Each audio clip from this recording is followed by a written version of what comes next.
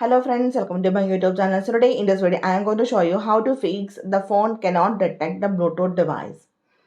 So first of all, we need to enable the Bluetooth on this device. For this, simply go to settings and tap on connections. Here you can see the Bluetooth is already enabled.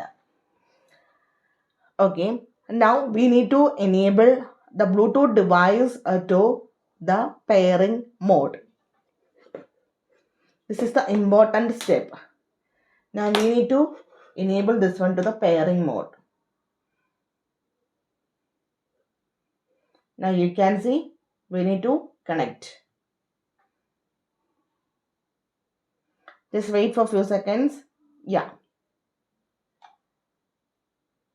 Tap on done. You can see this connected. So simply in this way we can fix the phone cannot detect the Bluetooth device.